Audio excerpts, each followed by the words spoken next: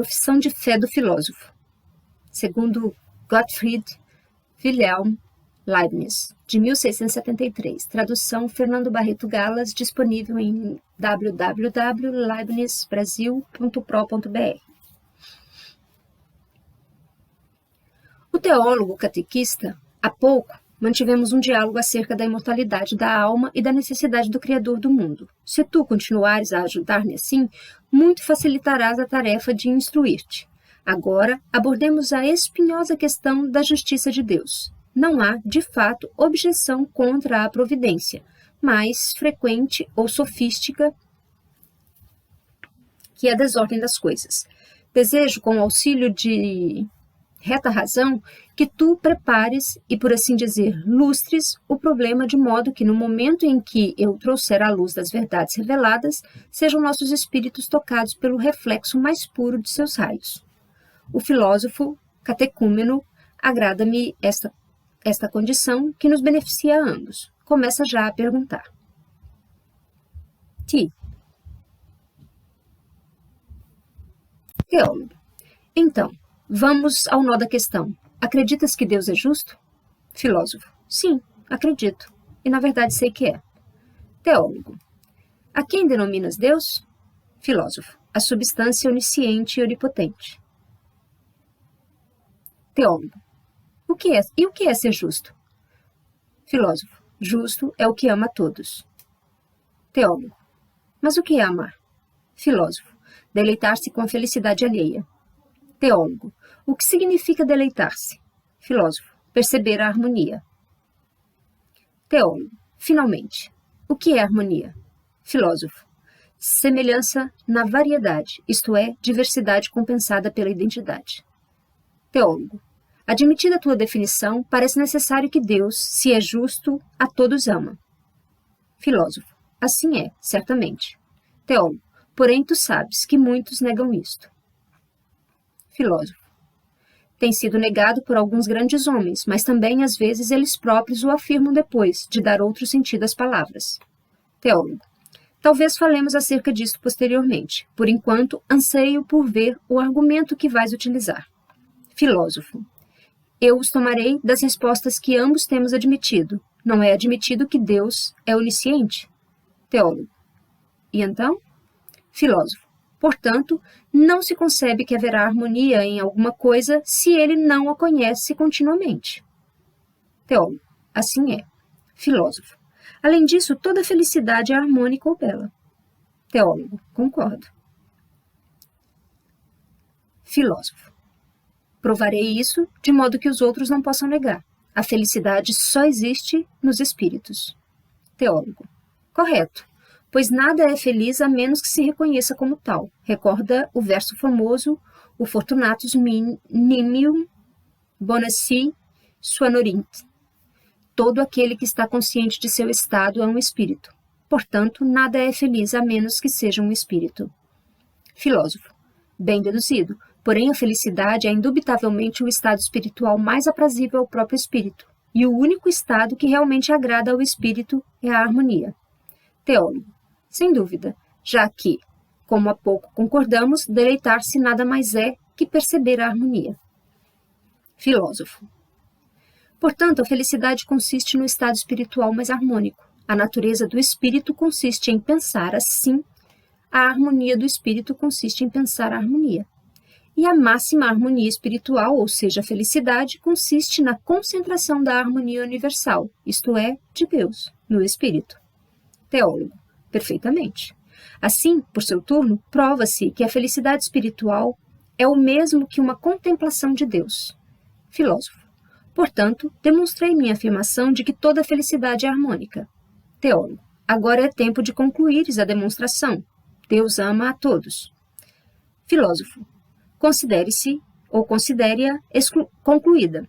Se toda felicidade é harmônica, como demonstramos, e Deus conhece toda a harmonia, pela definição de Deus, e toda percepção da harmonia é um deleite, pela definição de deleite, segue-se que toda felicidade é aprazível a Deus. Assim, pela definição de amor, admitida anteriormente, Deus ama a todos, e, portanto, segundo a definição de justo, formulada no início, Deus é justo. Teólogo. Quase dir-te-ia que o demonstraste, e creio firmemente, inclusive, que ninguém, nem mesmo aqueles que têm negado a graça universal, se oporiam a isto, contanto que tenham entendido as palavras no sentido em que as empregaste, que não diferem em nada de seu estado ou de seu uso habitual. Filósofo. Considero que isto é o que se pode inferir de suas próprias opiniões, pois quando dizem que Deus só ama os eleitos, bem, indicam que ele tem amado a uns mais do que a outros, pois isto é escolher. E assim, já que nem todos poderiam ser salvos segundo a harmonia universal das coisas, tal como uma pintura destaca mediante sombras as consonâncias e dissonâncias, há alguns menos amados, que têm sido rejeitados, certamente não porque Deus o deseje, pois Deus tampouco deseja a morte do pecador, mas porque ao menos assim exige a natureza das coisas. Por conseguinte, quando se diz que Deus tem amado a um e odiado a outro, deseja-se dizer que o tem amado menos e que assim o tem rejeitado, já que não podia eleger a todos. Pois assim como o bem menor se apresenta às vezes sob o aspecto do mal, também no caso do concurso de dois amores, pode-se afirmar que o amor menor assume o aspecto do ódio, ainda que essa expressão seja menos habitual. No entanto, o motivo pelo qual Deus ama a um mais que a outro não é este o lugar para decidirmos. Teólogo. Pelo contrário, daqui brotam as principais dificuldades e, portanto, tratemos de satisfazê-las com semelhante boa fortuna. Quais? Filósofo. Teólogo. Ouça as principais. Se Deus se deleita com a felicidade de todos, por que não tornou a todos felizes? Se ama a todos, como condena tantos? Se é justo, como se mostra tão pouco equitativo que de uma matéria completamente igual, do mesmo barro, faz alguns vasos para a honra e outros para a ignomínia? E como pode dizer-se que não favorece o pecado se o admite ou tolera com pleno conhecimento, posto que podia eliminá-lo do mundo? Mais ainda, como se pode afirmar que não é o autor do pecado, se criou tudo de modo tal que daí se segue o pecado?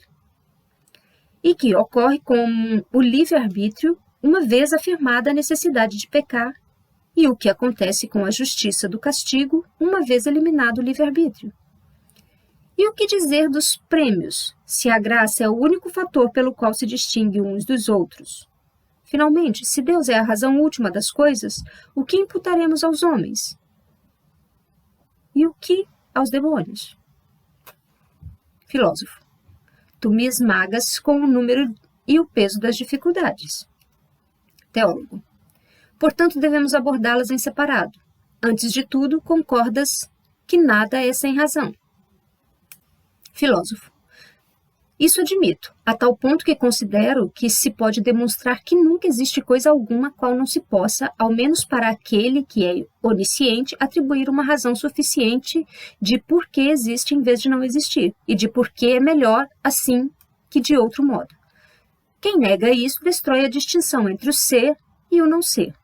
Tudo que existe terá em cada caso todos os requisitos para existir, mas todos os requisitos para existir, tomados em conjunto, são a razão suficiente de existir. Assim, tudo que existe tem uma razão suficiente para existir. Teólogo. Nada tenho a dizer acerca dessa demonstração. Melhor, contra essa opinião, e ainda mais contra essa prática de gênero humano. Pois quando os homens percebem algo, especialmente se é algo que lhes é pouco usual, perguntam sem exceção por quê? Ou seja, perguntam pela causa, seja eficiente ou se o autor é racional, afinal. Disto nasceram os vocábulos cuidado, cura, e curiosidade, curiositas. Como inquirir provém de quem ou quais. E uma vez dada a razão, se tem tempo ou lhes parece necessário, buscam a razão da razão, até que, se são filósofos, vão dar em algo claro que seja necessário, isto é, que constitua por si mesmo sua razão, ou, se são gente de vulgo, em algo vulgar que já lhes é familiar e aí se detém. Filósofo. Assim é geral. e, inclusive, necessariamente, de outro modo, os fundamentos das ciências ver-se-iam solapados, pois assim como o todo é maior que a parte, é o princípio da aritmética e da geometria, ciências da quantidade. Assim também nada é sem razão. É o fundamento da física e da moral. Ciências da qualidade, ou o que é o mesmo, pois a qualidade nada mais é que a potência de atuar e de padecer. Ciências da ação e, obviamente, do pensamento e do movimento. E tu admitirás que não se pode demonstrar um teorema físico e moral, por menor e mais fácil que seja, a menos que se assuma esta proposição. Inclusive, a prova da existência de Deus se apoia unicamente nela. Teólogo. Portanto, admites que nada é sem razão. Filósofo. Como não admitir? Ainda que não perceba a que conduz esta laboriosa confirmação de uma proposição tão clara. Teólogo. Espera um momento e verás perfeitamente que complicada cadeia de dificuldades ali repousa. Por exemplo, esta. Judas foi amaldiçoado. Filósofo. Quem ignora? Teólogo. Foi amaldiçoado sem razão? Filósofo. Não me pergunte o que, como sabes, acabo de admitir. Teólogo. E qual era essa razão? Filósofo. Creio que a condição em que morreu, isto é, o ódio a Deus, em que ardia ao morrer, no que consiste a natureza do desespero, isto é suficiente para amaldiçoar-se. Pois quando, no momento da morte, enquanto abandona o corpo, a alma não padece de novas sensações exteriores, apoia-se apenas em seus últimos pensamentos, pelo que não muda, exceto que agrava a disposição em que se encontrava ao morrer. Ora, do ódio a Deus, isto é, ao ser felicíssimo, se segue a dor máxima, pois o ódio consiste em sofrer com a felicidade do outro. Como amar é alegrar-se com a felicidade do amado. Assim é a máxima dor perante a máxima felicidade. A máxima dor é a miséria, ou seja, a maldição, donde aquele que odeia a Deus, ao morrer, amaldiçoa a si mesmo. Teólogo. Mas de onde surgiu nele o ódio a Deus, ou seja, o desejo ou vontade de causar danos ao Criador? Filósofo. Somente acreditando ele na malevolência ou no ódio que Deus por ele nutria. Pois, assim como o segredo admirável da providência estabeleceu que Deus só cause dano por último àqueles que servilmente o temem, isto é, aos que têm a presunção de que serão prejudicados, assim, pois, pelo contrário, quem crê firmemente ser aceito ou eleito ou querido por Deus, esse converte-se em eleito, porque ama resolutamente a Deus. Teólogo. Por que acreditou que Deus lhe queria mal? Filósofo. Porque acreditava ser rebelde e que Deus era um tirano. Acreditava haver caído sem perdão de Deus. Acreditava-se culpado perante um Deus cruel. Acreditava-se infeliz e que Deus era injusto. Teólogo. Poder-se-ia afirmar mais concisamente que Judas era simultaneamente penitente e desesperado. Mas onde recebera essa disposição anímica? Filósofo. Percebo que perguntarás indefinidamente. Judas teve em si a penitência em virtude de sua própria consciência e o desespero por sua ignorância de Deus. Sabia que havia pecado. Acreditava que Deus o castigaria. Sabia já que Deus o havia dotado de espírito, que havia pecado, pois isso de fato correspondia à verdade. Pecou ao trair seu mestre, pois havia pedido e querido fazê-lo, porque Deus permitiu tal ato. Quis porque acreditou ser um bom ato. Teólogo. Mas por que considerou um bem o que era um mal? Ademais, por que desesperou uma vez que descoberto seu erro? Filósofo. Aqui tenho que recorrer às causas da crença, pois o desespero também é uma crença. Toda crença possui duas causas, a índole daquele que crê e a disposição do objeto. Não acrescento outras crenças pré-existentes, porque as crenças primárias se explicam finalmente pela disposição do objeto da alma e pelo caráter do corpo, isto é, pelo estado da pessoa e pela circunstância da coisa, por meio do qual não se pode dar razão exata da falsa crença em Judas, a não ser que não se tenha recorrido à fonte e não se tenha exposto todos os estados do seu espírito que não foi modificado pelos objetos, até chegar ao caráter inicial no nascimento. Teólogo. Aqui te tem. O pecado provém de um poder e uma vontade. O poder provém de Deus, a vontade da crença.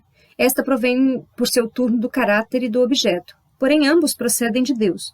Portanto, todos os requisitos do pecado provêm de Deus. E assim, Deus é a razão última do pecado e da maldição, bem como de todas as outras coisas. Já observas o que se segue daquele teorema. Nada é sem razão. Nada é sem razão?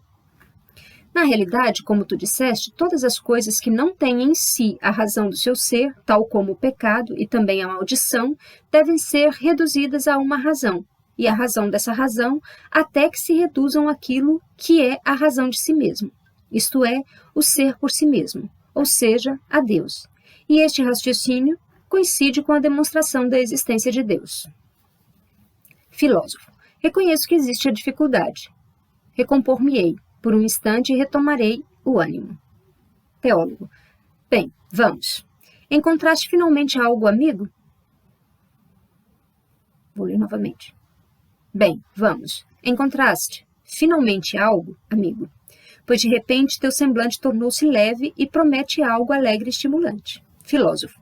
Desculpe-me esta pausa, que espero não tenha sido inútil, pois se alguma vez tive uma certeza é a que estou experimentando com minha investigação, que se alguém se volta a Deus, ou, o que é o mesmo, afasta-se dos sentidos e reconduz a mente a si mesmo, e se tenta alcançar a verdade com um sentimento sincero, então abrem-se as trevas sob um golpe imprevisto de luz e em plena noite, através da densa escuridão, aparece o caminho. Teólogo. Estas são palavras de um iniciado. Filósofo. Tu julgarás se eu alcanço algo. Não posso negar que Deus é a razão última das coisas, e por isso, do ato de pecar. Teólogo. Se admites isto, admites tudo. Filósofo. Não te apresses tanto. Não posso, repito, não posso negar.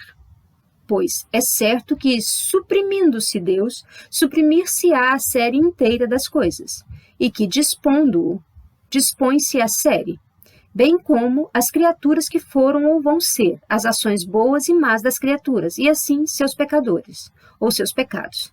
E, todavia, nego que o pecado ou os pecados derivem da vontade divina. Teólogo. Portanto, pretendes que os pecados correm não porque Deus os deseja, senão porque Deus existe? Filósofo. Acertaste em cheio, ou seja, ainda que Deus seja a razão dos pecados, não é o autor dos pecados. E se é lícito falar à moda da escolástica, direi que a última causa física dos pecados, como a de todas as criaturas, está em Deus. Mas a causa moral no que peca, Isso queriam dizer, parece-me, aqueles que afirmavam que a substância da ação existe por Deus, porém não a malícia da ação, ainda que não tenham sido capazes de explicar como a malícia não se seguiria ao ato. Teriam falado com maior exatidão se dissessem: Deus contribui com todas as coisas para o pecado, exceto pela vontade. E por isso não peca. Penso, portanto, que os pecados não devem ser atribuídos à vontade, mas sim ao entendimento divino, ou, o que é o mesmo, àquelas ideias eternas ou naturais das coisas, para que ninguém vá imaginar que há dois princípios das coisas e deuses gêmeos antagônicos, um que é o princípio do bem e outro o princípio do mal. Teólogo. Assombra-me o que dizes. Filósofo. Farei de modo que reconheças que é verdade. Fornecerei um exemplo que tornará mais clara e aceitável minha exposição. A quem suplico-te, devemos atribuir o fato de que 3 vezes 3 são 9. A vontade divina? Julguemos que Deus decretou que em um quadrado a diagonal é incomensurável com o lado.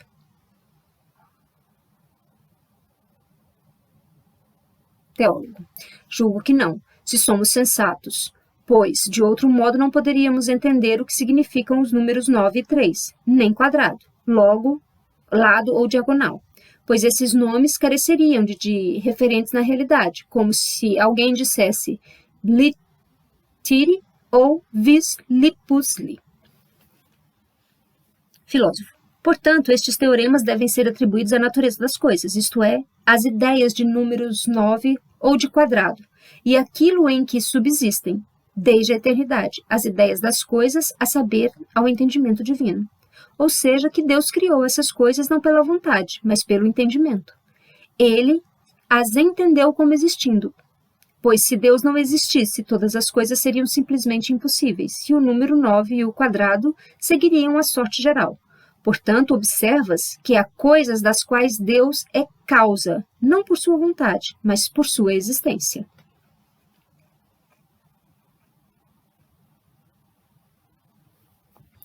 Teólogo. Vejo, mas espero com angústia e admiração saber por que matizes os pecados podem ser compreendidos. Filósofo. Notarás que aqui não se fez uma digressão inútil. De fato, da mesma forma que não se deve atribuir à vontade, mas sim à existência de Deus, que 3 vezes 3 seja igual a 9, assim também se deve imputar ao mesmo que a proporção entre 3 e 9 é a que há entre 4 e 12. Pois toda razão, proporção, relação, proporcionalidade não deriva da vontade, mas sim da natureza de Deus, ou, o que é o mesmo, da ideia das coisas. Teólogo. O que concluir, então? Filósofo. Se isto ocorre com a razão ou proporcionalidade, também há de ocorrer, portanto, com a harmonia e a discordância, pois consistem na razão entre a identidade e a diversidade, já que a harmonia é a unidade na multiplicidade. A maior unidade na máxima multiplicidade é não só aparentemente desordenada, como também restaurada, por alguma admirável e inesperada razão, a maior concordância. Teólogo. Finalmente vejo onde queres ir. Isto é, os pecados ocorrem porque assim os comporta a harmonia universal das coisas que distinguem a luz das trevas. Porém, a harmonia universal não existe por vontade de Deus, mas por seu entendimento ou ideia, ou seja, pela natureza das coisas. Temos que atribuir os pecados à conta da harmonia universal e, por conseguinte, não derivam da vontade, mas da existência de Deus.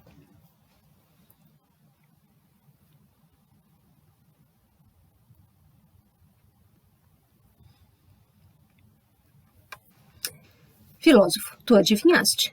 Pois, de fato, os pecados estão ligados às coisas, que se fossem eles suprimidos, seriam completamente diferentes da série de todas as coisas futuras. Se a série de coisas for suprimida ou alterada, também suprimir-se-á ou alterar-se-á a razão última das coisas, isto é, Deus. Pois que de uma mesma razão, de uma razão suficiente e completa como Deus, para o universo, se sigam consequências opostas, ou seja, que do mesmo se siga o diverso.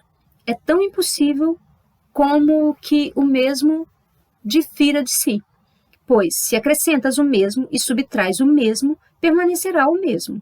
De fato, que outra coisa é o raciocínio, senão uma adição e subtração de noções? Porém, se alguém ainda resiste, dispõe de uma demonstração que há de superar tal teimosia. Com efeito, seja Deus A, seja B esta série das coisas. Ora, se Deus é a razão suficiente das coisas, ou seja, o ser por si e a causa primeira, seguir-se-á esta série de coisas, assumida a existência de Deus.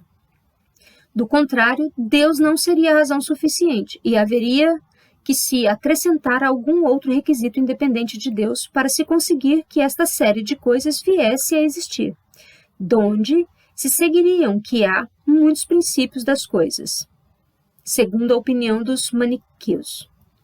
E, ou bem haveria muitos deuses, ou bem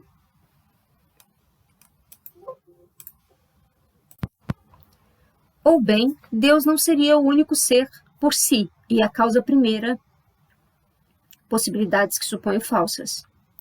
Assim, deve estabelecer-se que, uma vez admitido Deus, então segue-se esta série de coisas, e por isso é verdadeira esta proposição. Se A é também, se A é, também será B. Ora, sabemos pelas regras da lógica do silogismo hipotético que é válida a conversão por contraposição, e daí pode-se inferir que, se B não é, tampouco será A. Disto se segue, pois, que ao suprimir-se ou alterar-se esta série de coisas que conclui os pecados, ou que inclui os pecados, melhor dizendo, Deus será suprimido ou alterado, o que desejávamos demonstrar. Por conseguinte, todos os pecados estão incluídos nessa série de coisas e estão atribuídas às ideias das próprias coisas, isto é, à existência de Deus. Admitidos os pecados, a série é admitida. Suprimidos os pecados, remove-se a série. Teólogo. Considero que esta demonstração, tal como a demonstração da existência de Deus, é inabalável, e nenhum mortal poderá atacá-las com razão.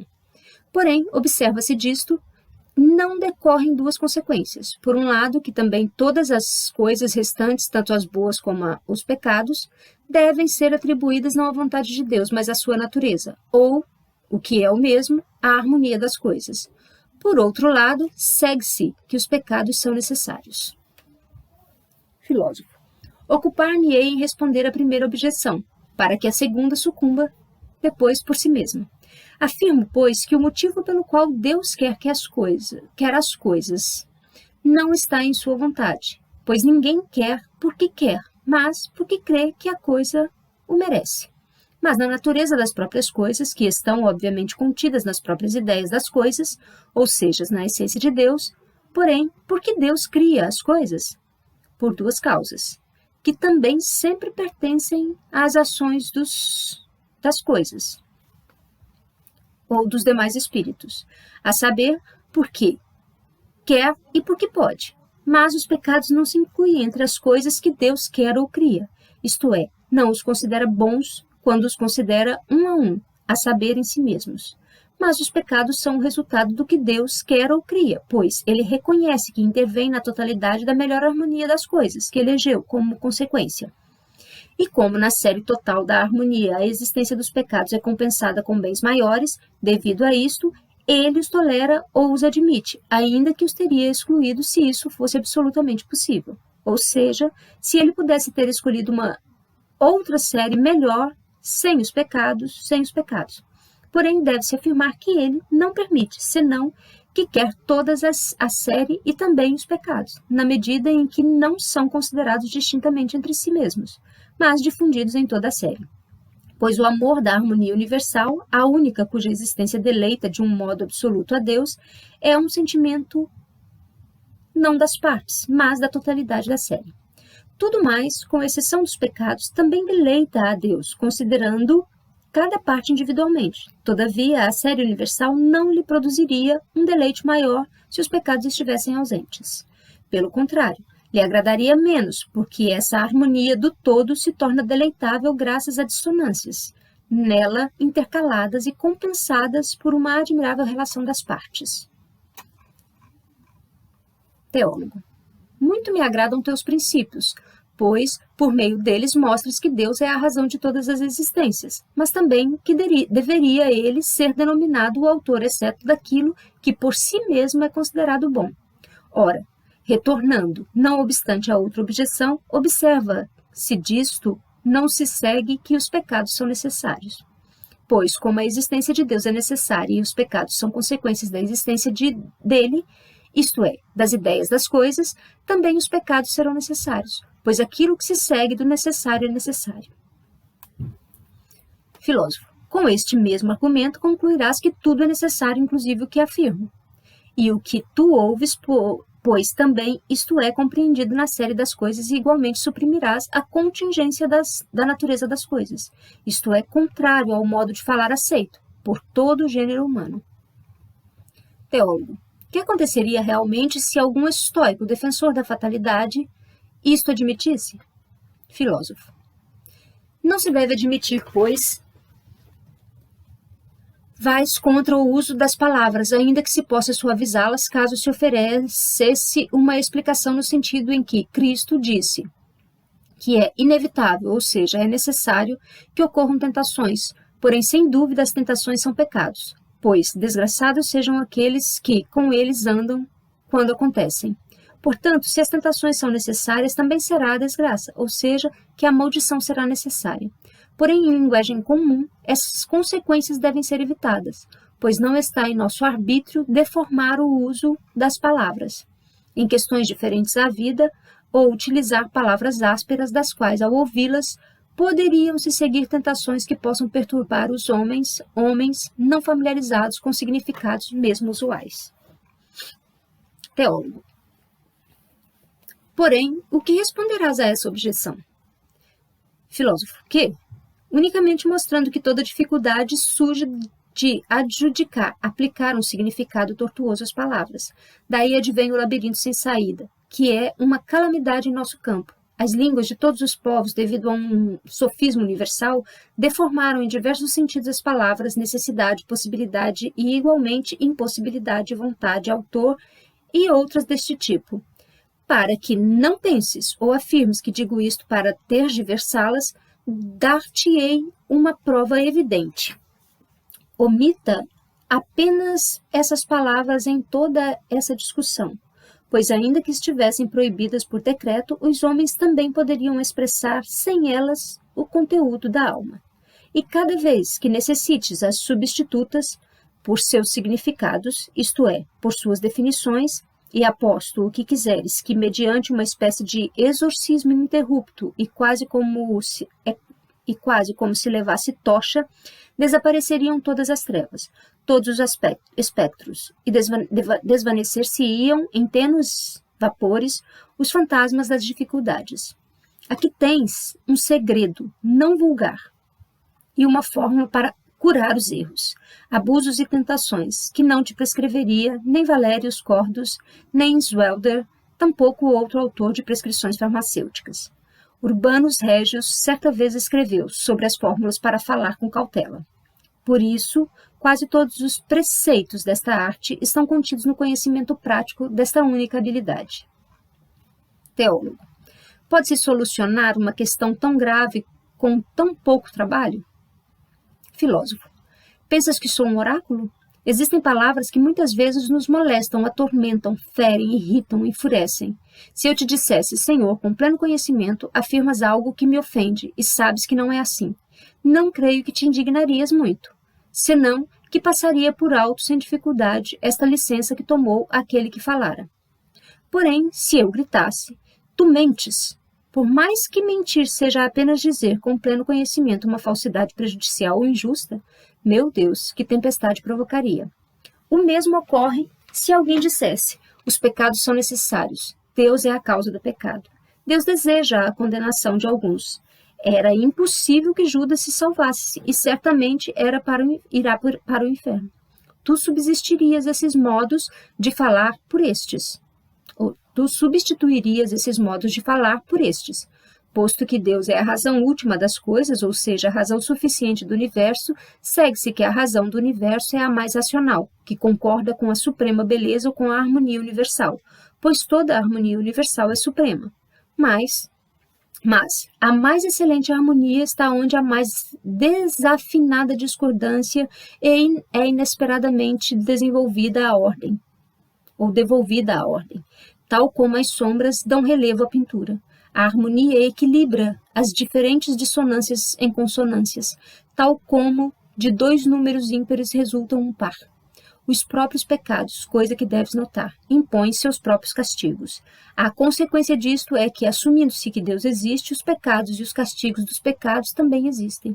Porém, que isto ocorra necessariamente, que Deus o deseje, que Deus seja seu autor, é uma maneira imprudente, inoportuna e falsa de falar, tanto daqueles que isto fala, como daqueles que escuta e compreende. Teólogo. Creio que puseste a descoberto o admirável segredo para evitar tantas dificuldades e não estás obrigado a seguir adiante.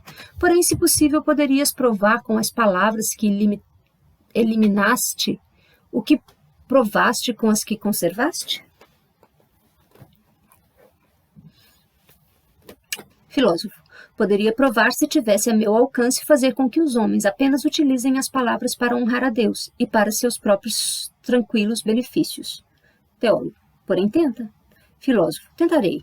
Mas com a condição de que o que disser a respeito destas palavras, das quais, como mostrei e expliquei, podemos nos abster absolutamente prescindíveis que são, possa ser considerado como algo acordado entre nós em vez de supérfluo, e de modo algum como obrigatório ou capcioso. Teólogo, aceito tua condição. Filósofo. Denominarei pois necessário aquilo cujo oposto implica contradição, ou seja, aquilo que não se pode entender claramente. Por exemplo, é necessário que 3 vezes 3 seja igual a 9, porém não é necessário que eu fale ou peque. Posso, pois, entender que sou eu, sem entender que sou aquele que fala. Porém, entender 3 vezes 3 que não seja igual a 9 é entender 3 vezes 3 que não é 3 vezes 3 e que envolve contradição, como demonstra o ato de numerar, isto é, a redução dos termos à definição, a saber, a unidades. Contingente é o que não é necessário. Possível é o que não é necessário ser. Impossível é o que não é possível. Ou, resumidamente, é possível o que pode ser entendido, ou seja, para não colocar a palavra pode na definição do possível, o que é claramente entendido por quem se esforçar. Impossível é o que não é possível. Necessário aquilo cujo oposto é impossível. Contingente é aquilo cujo o oposto é possível. Querer é deleitar-se com a existência de algo. Não querer é desgostar-se com a existência de algo, ou deleitar-se por sua não existência. Permitir é nem querer, nem não querer algo, e não obstante dele estar a par. Ser autor é por própria vontade, ser a razão de outra coisa.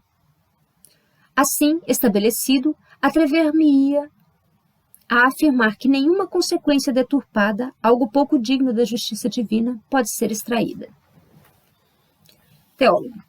Que respondes, pois, àquele argumento antes proposto, a existência de Deus é necessária, dela se seguem os pecados incluídos na série das coisas. Tudo o que segue do necessário também é necessário, portanto os pecados são necessários. Filósofo. Respondo, é falso que tudo que se segue do ser por si necessário seja por si necessário. Evidentemente, aceita-se que das proposições verdadeiras apenas se segue o verdadeiro, porém, posto que das proposições puramente universais pode-se seguir o particular, como em Derapit Felapton, porque do necessário por si não pode-se seguir o contingente, ou o hipoteticamente necessário. Porém, a partir dessa noção do necessário por si, agora concluirei minha investigação, pois definiu-se o necessário como aquilo cujo contrário não se pode entender. Portanto, a necessidade e a impossibilidade das coisas não estão fora das coisas e devem ser buscadas em suas próprias ideias. E há, se examinar, se podem ser defendidas ou, melhor ainda, se podem envolver contradição. De fato, denominamos necessário apenas aquilo que é necessário por si mesmo, ou seja, aquilo que possui dentro de si a razão de sua existência e de sua verdade, como, por exemplo, as verdades da geometria. Das coisas existentes, somente Deus a possui. Todo o resto que se segue desta suposta série de coisas, a saber, a harmonia das coisas, ou seja, a existência de Deus, é por si contingente e é necessário apenas hipoteticamente, ainda que nada aconteça por acaso, já que tudo flui do destino, isto é, de certa razão da providência. Portanto, se a essência de uma coisa só pode ser concebida clara e distintamente, por exemplo, a espécie dos animais que possuem um número ímpar de patas, da mesma maneira o animal é mortal, então já se deve considerá-la possível, e sua ideia contrária não será necessária, embora talvez seja ela adversa à harmonia de todas as coisas existentes e à existência de Deus. E, por consequência, nunca haverá de ter lugar no mundo senão que seguirá sendo impossível por acidente. Pelo que se equivocam os que proclamam como absolutamente impossível, isto é, por si, aquilo que não foi, não é nem será. Teólogo. Porém, não é verdade que tudo o que será há de ser absolutamente necessário, assim como tudo o que já foi, foi necessariamente. E, de qualquer maneira, não ocorre que tudo o que é necessário? Filósofo. Pelo contrário, é falso, a menos que se possa entender que é duplicativo a uma elipse com que, e tu concordarás, os homens estão familiarizados, para não dizer 2 vezes o mesmo, pois o sentido é este: tudo o que é necessário, se pode ser, então é, ou substituindo necessário por sua definição, não se pode entender que aquilo que vai ser, se vai ser, que não vai ser. Se omitir a reduplicação, a proposição é falsa, pois aquilo que será, todavia, pode ser entendido como aquilo que não será.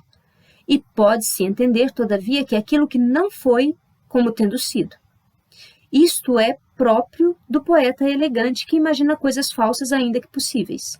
A Gênesis de Berkeley é possível, ou seja, é imaginável, clara e distintamente, ainda que seja certo que ela nunca tenha vivido ou nem creio que vá viver, a não ser que alguém consinta esta heresia, a de convencer-se de que no transcurso infinito dos tempos que restam por vir, alguma vez há de existir todos os possíveis, e de que não se pode imaginar fábula alguma que ainda em pequena medida não venha a existir alguma vez no mundo. Ainda que concedamos isto, permanece que Argenis não terá sido impossível, ainda que nunca tenha existido. O que pensam de um outro modo que deve ser necessário, devem suprimir a distinção entre o possível e o verdadeiro, entre o que é necessário e o que é contingente. E, uma vez deformado o significado das palavras, opor-se-á ao uso do gênero humano. Portanto, os pecados e condenações e as demais séries de coisas contingentes não são necessárias, ainda que possa seguir de uma coisa necessária, isto é, da existência de Deus ou da harmonia das coisas. Ora, o que nunca ocorrerá ou ocorreu, ou o que não se pode entender que existe em harmonia das coisas, simplesmente não pode ser entendido, ou seja, é impossível. Donde é evidente que não é impossível, isto é, que não há contradição nos termos que Judas tenha se salvado, ainda que seja verdadeiro, certo, antevisto e necessário por acidente, ou seja, decorrente da harmonia das coisas, que ele nunca haverá de salvar-se.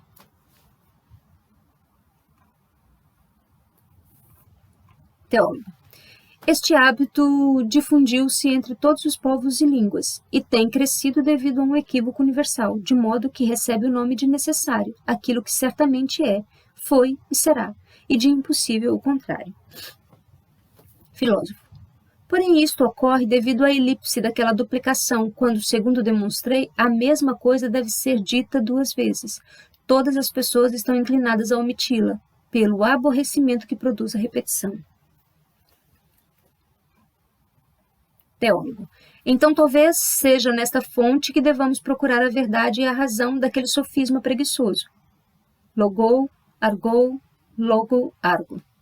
Ou mesmo sua solução, famoso em todos os lugares da terra e que certa vez trataram torpemente de elaborar os filósofos da antiguidade e que agora desejam exumar os maometanos, persuadidos por seus líderes como sendo benéfico em meio aos perigos da guerra e da peste. É inútil resistir, nada há que fazer, pois o destino não se evita. Aquilo que é negado pelo céu não pode ser alcançado, tampouco aquilo que é concedido deve ser conseguido pelo preguiçoso. Filósofo. Dizes bem, pois este argumento não temível e de tanta eficácia nos espíritos é um sofisma que repousa na péssima supressão do caráter hipotético, da causa ou da sua pressuposta existência. É verdade que tudo que será efetivamente há de ser, mas não necessariamente, no sentido de uma necessidade absoluta, isto é, faça ou não tu o que fizeres, pois o efeito não é necessário senão a partir da hipótese da causa. Teólogo.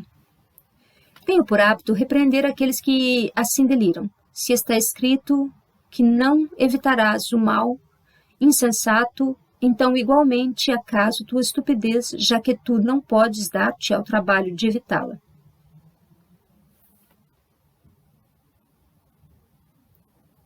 Ninguém está determinado a um fim sem os meios, ou seja, os meios da diligência ou ocasiões. Há que se confiar unicamente na diligência e aproveitar as ocasiões quando se apresentam. Porém, tu dirás, todavia é certo que o que Deus prevê, isto é, tudo que vai ser, será. Admito, porém, não sem os meios e quase nunca sem tua ação, pois raramente a fortuna se oferece àquele que dorme. De fato, as leis foram escritas antes de tudo para os que velam. Portanto, Posto que não é garantido se o decreto te é favorável ou adverso, age em consequência como se te fosse favorável, ou melhor ainda, age como se nada houvesse sido decidido, já que não podes direcionar tuas ações ao que é desconhecido. E por isso, se fazes o que te respondes, não te será prejudicial perante Deus, o que fatidicamente ocorrerá, ou seja, segundo a harmonia das coisas. Toda discussão sobre a presciência, o destino, a predestinação e o fim da vida não nos auxilia a conduzir nossa vida. Tudo deve ser feito da mesma maneira, mesmo se não podemos pensar a respeito. Se alguém ama firmemente a Deus, indicará através deste próprio ato que fora predestinado desde toda a eternidade. Portanto, podemos ser predestinados se desejarmos. E o que mais podemos querer ou exigir? Ainda que o desejemos em virtude da graça. Filósofo. Nada é mais verdadeiro. Oxalá pudessem os contestadores se convencer disso. Teólogo. Permanece essa questão. Deus quer ou não quer os pecados? Em princípio, parece que ele quis os pecados, já que estes existem. Deus, na verdade, não sofre devido a existência alguma, porque não pode, em absoluto, sofrer. Portanto, tampouco sofre pela existência dos pecados. Porém, que não sofra pela existência de uma coisa não significa que não queira que ela exista. Assim, deve-se dizer que nada é indesejável a Deus, exceto aquilo que não existe em absoluto. A não existência daquilo que, de fato, pode-se afirmar que lhe agrada. Porém, deve ser dito que, quando nos deleitamos com a não existência de algo, nós não a desejamos. E isso devido às definições que tu mesmo aduzistes. Filósofo. Tua conclusão é correta. Se não se entende que os próprios pecados existem por si, devemos dizer que Deus não os quer. Se existem, porque assim o exige a harmonia das coisas, deve-se afirmar que Deus os permite, isto é, nem os quer, nem não os quer. Teólogo. Não obstante, parece querê-los, pois a harmonia das coisas é agradável a Deus e a existência dos pecados provém da harmonia das coisas. Porém, segundo tua definição, queremos aquilo cuja existência nos deleita. Portanto, deve-se dizer que Deus quer os pecados. Filósofo. Este raciocínio é enganoso. Ainda que a harmonia seja agradável, todavia, isso não significa que dela procede tudo que é agradável. Se o todo é agradável, não significa que suas partes também o sejam. Embora a completa harmonia possa ser agradável, todavia, as próprias dissonâncias não são agradáveis, a despeito de que se as intercale segundo as regras da arte. Porém, tudo que é desagradável em si reitera, ou mais precisamente, é abolido tão logo incremente o deleite do todo. Nesta mescla, a dissonância transforma-se, pois, por compensação, e o desacordo não é nem bom nem mau. O desagradável é permitido, somente o todo é agradável. Somente a configuração do todo, por assim dizer, é harmonia. Deus se deleita com a beatitude existente dos eleitos, ao passo que não sofre pela beatitude perdida dos condenados, porque ele nada sofre, devido ao fato da dor ter sido removida pela compensação da harmonia universal. Teólogo. Satisfizeste-me muito mais do que eu esperava acerca da maior dificuldade e demonstraste o que até agora quase ninguém o havia feito, que é razoável dizer que Deus nem quer nem não quer, mas sim que permite a ocorrência dos pecados. Filósofo. Não resta questão alguma a tratar? Teólogo. Prevejo o que há de dizer acerca do autor do pecado. Filósofo. Evidentemente não é Deus, senão o homem ou o diabo. São os únicos que querem o pecado, isto é, os que se deleitam com a maldade. Teólogo. Assim está bem, isto é, deleitam-se com a maldade, pois de outro modo poder-se-ia objetar que também o homem ou o diabo simplesmente permitem o pecado, que fazem o que corresponde à sua situação e que simplesmente toleram o dano que se apresenta em suas vidas, e a de outros. Porém, isto não se pode dizer do pecado mortal, no qual o ódio contra Deus, isto é, contra o bem universal, é a fonte de deleite, pois o deleite é pelo oposto do bem, isto é, o pecado. Porém, que ocorre com aquele que comete um pecado venial, mais por imprudência que por maldade? Não diremos que tais pecados são permitidos? Filósofo. Nem mesmo neste caso, porque permitir é, segundo a definição de permitir acima exposta, que é nem querer nem não querer, mas conhecer, que é o que falta ao pecador devido ao seu erro. Ele quer o que é propriamente pecado, ou seja, o ato. Não quer nem permite o pecado porque o ignora. Em resumo, Deus permite os pecados porque sabe que os pecados que permite não vão contra o bem comum, senão que esta dissonância se compensa de outro modo. Porém, o homem que comete pecado mortal sabe, na medida em que pode julgar por si mesmo, que isso que faz vai contra o bem comum e não pode ser reconciliado exceto por seu próprio castigo. Como odeia este castigo e, não obstante, quer o ato, é necessário que odeie o bem comum ou o governo do mundo, e a um tal grau que comete pecado mortal. Teólogo. Satisfizeste-me por completo e de um modo excelente absolveste do pecado à vontade de Deus. Para resumir o que disseste, pois, se pecamos, por que podemos querer e queremos fazê-lo? E se a causa de nosso poder provém ou bem de fatores inatos ou bem dos recebidos, posto que o inato procede dos pais e os recebidos dos alimentos. Ambos procedem, portanto, do exterior. Por outra parte, se o intelecto é a causa do querer e o que é percebido é a causa do intelecto, o objeto é a causa do que é percebido, e a condição do objeto é determinada por coisas exteriores. Por conseguinte, tanto o poder como a vontade de pecar procedem do exterior, isto é, do presente estado das coisas. O presente estado de coisas, do precedente, o que procede de outro anterior, etc. Assim sucessivamente. Portanto, o presente estado procede da série de coisas, as séries de coisas da harmonia universal, a harmonia universal das ideias eternas e imutáveis. As ideias contidas no intelecto divino existem por si, sem nenhuma intervenção da vontade divina, pois Deus as entende não porque quer, mas porque ele existe. Ora, os pecados não são agradáveis devido à sua própria harmonia, e não serão permitidos pela vontade divina, exceto em considerações de uma ou outra harmonia, ou seja, a harmonia universal, que não poderia existir de outro modo. Que mais tens a objetar? Diz o filósofo. Teólogo.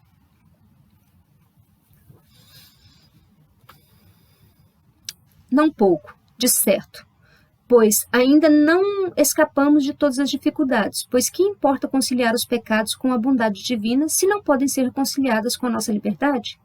Em que nos beneficia absolver a Deus se com isso absolvemos os maus? Com que vantagem examinou a vontade divina se extinguimos toda a vontade?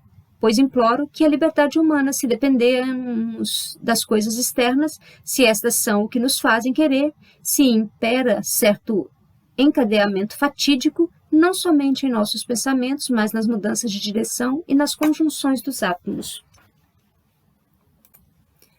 Que pensas? Filósofo.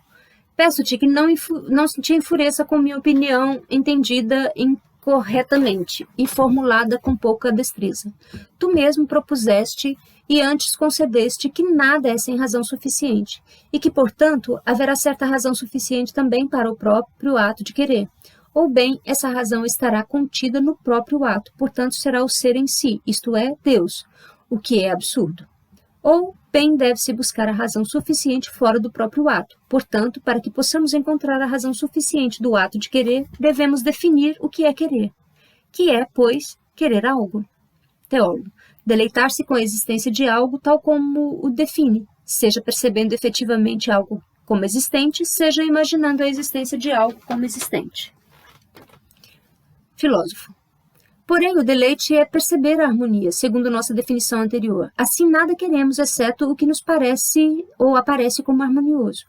Mas aquilo que pode aparecer como harmonioso depende daquele que percebe e da disposição, tanto do objeto como do meio. Por isso, ainda que esteja em nosso poder fazer o que queremos, não está, todavia, em nosso poder querer o que queremos, mas sim apenas querer aquilo que percebemos ser agradável ou o que julgamos como bom. Pois julgar ou não julgar algo como bom não está em nosso poder, pois ninguém, ainda que rompa com a alternativa de querer ou não querer, logrará não crer sem razões o que crê. Portanto, já que a opinião não está no domínio da vontade, tampouco a vontade estará no domínio da vontade. E suponhamos que queremos. Por que queremos? Porque queremos querer. Por que queremos querer? E por outra vontade, ou o contrário, por nada, ou seja, sem razão? Teólogo, não tenho que responder a teu argumento, mas tampouco tu a minha objeção de que eliminamos o livre-arbítrio. Filósofo, admito, se com alguns autores assim o defines, o poder para agir, também para não agir, dados todos os requisitos para agir, e tudo sendo igual, fora e dentro do agente. Teólogo, como? É defeituosa essa definição. Filósofo, completamente, a menos que a desenvolvamos. Algo, neste caso a ação, não existe ainda que existam todos os seus requisitos, em que difere de algo definido que não existe ainda que sua definição exista, ou, o que é a mesma coisa, que simultaneamente é e não é. Se algo não existe, certamente é necessário que algum requisito esteja ausente, porque uma definição não é senão a enumeração dos requisitos. Teólogo, há que corrigir, pois, a definição. O livre-arbítrio é o poder para agir, ou não agir, dados todos os requisitos para atuar, a saber, os requisitos externos. Filósofo. Assim, observar-se-á, ainda que estejam disponíveis todos os requisitos para a ação, posso, não obstante, desprezar o ato, se de fato não desejo agir. Nada é tão verdadeiro, nada me é tão pouco desfavorável. Aristóteles definiu o espontâneo assim, quando a origem do ato está no agente, e o livre é o espontâneo, com escolha, donde um ser é mais espontâneo quanto mais o ato flui de sua própria natureza, e quanto menos é alterado esta pelas coisas externas. E é mais livre quanto mais é capaz de escolha, ou seja, quanto mais entende com o espírito puro e tranquilo. O espontâneo advém do poder, a liberdade do saber. Mas assumimos que é impossível não querer o que é bom, e que, estando a vontade disponível, ao mesmo tempo que o conhecimento dos recursos, seria impossível não agir. Nada, portanto, é mais indigno que querer transformar a noção do livre-arbítrio em não sei que inaudito e absurdo poder de agir, ou não agir sem uma razão, tal que ninguém em seu juízo perfeito desejará para si. Para salvaguardar o privilégio do livre-arbítrio, basta que nos coloquemos na encruzilhada da vida de modo tal que não façamos senão o que queremos, e que não possamos querer exceto o que cremos ser bom. Porém, por um amplo uso da razão, somos capazes de encontrar algo que devemos considerar bom. Assim teremos menos motivos para nos deixarmos ou nos queixarmos da natureza, que se nos houvesse sido dado aquele monstruoso poder de uma certa irracionalidade racional. Teólogo. Existem, todavia, homens que afirmam possuir uma liberdade tal que são capazes de fazer ou desprezar algo com pleno conhecimento e, deliberadamente, sem razão alguma, por capricho. Filósofo. Atrevo-me a afirmar que se enganam ou são enganados. O prazer que se obtém ao obstinar-se e do semblante franzido, apenas isto nunca há vontade somente, é praticamente uma razão. Teólogo. Porém, mesmo que eu suponha que estou prestes a fazer um gesto com minha mão, não posso alternativamente incliná-la para aqui ou para lá. Filósofo. Podes incliná-la para onde queiras. Teólogo. Então, que razão existe para que agora, como tu vês, a incline mais à direita?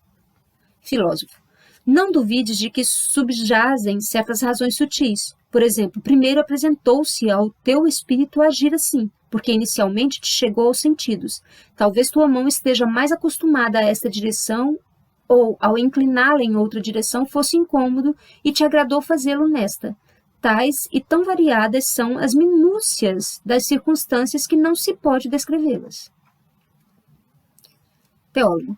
Se tu fosses um anjo, ou mesmo Deus, e predissesse a direção em que inclinaria minha mão, imediatamente a inclinaria na direção oposta, e contra o desejo do profeta afirmaria minha liberdade. Filósofo.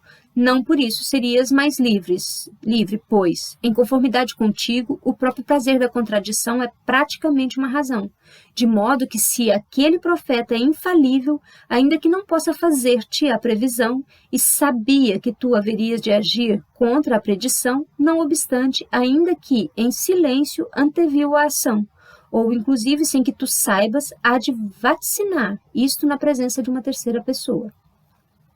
Teólogo. Então não podes dizer-me a verdade. Porém, por que não poderia se a conhece de antemão? Pois qualquer que pode dizer o que sabe a qualquer ouvinte. Pois qualquer um pode dizer o que sabe a qualquer ouvinte. Mas se eu fizer o contrário do que ele mesmo disse, em consequência, não supôs de antemão o que eu iria fazer, o que é contra a hipótese. Portanto, ou bem se suprime a presciência, ou bem a liberdade. Filósofo. Esta sutileza é enganosa e engenhosa, desculpe. Porém, com ela só se conclui isto: o espírito que tivesse uma natureza tal que quisesse e pudesse fazer ou querer o contrário do que qualquer um pudesse predizer, pertence ao número de seres que é incompatível com a existência do ser onisciente, ou harmonia das coisas. E assim é algo que não foi, não é, nem será. Teólogo. Porém, que dizes daquela famosa expressão: vídeo meliora, proboque, deteriora, sequior? Nada, senão que é um absurdo, que não se entenda mal tal expressão corretamente. Medeia, a quem, segundo Ovídio, pertencem essas palavras, quis dizer o seguinte: ela vê a injustiça do seu ato quando assassina seus próprios filhos, contudo experimenta o prazer da vingança como um bem maior que o mal do crime. Ou, em poucas palavras, ela peca contra sua consciência. Portanto, melhor e pior empregam-se nesses versos por justo e vergonhoso. Ora disto, se pode provar que ela não imaginará escolher aquilo que é absolutamente pior. Aquele que opine o contrário subverte todos os princípios morais e nem sequer pode dizer que é querer. Teólogo. Quase me convences. Filósofo. Quão insensatos somos quando desdenhamos os privilégios da natureza e de Deus, e postulamos quimeras desconhecidas e não nos conectamos com o uso da razão, verdadeira raiz da liberdade.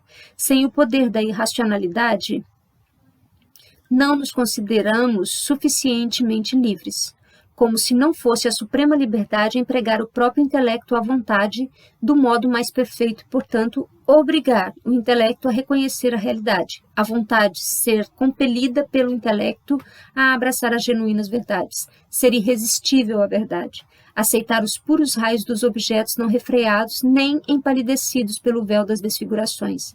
Na ausência destes, nos é impossível errar com pleno conhecimento e pecar voluntariamente, tal como a um espírito atento e com os olhos abertos, livre de todo defeito. É impossível não ver a justa distância e tamanho em um meio transparente e iluminado, um objeto colorido.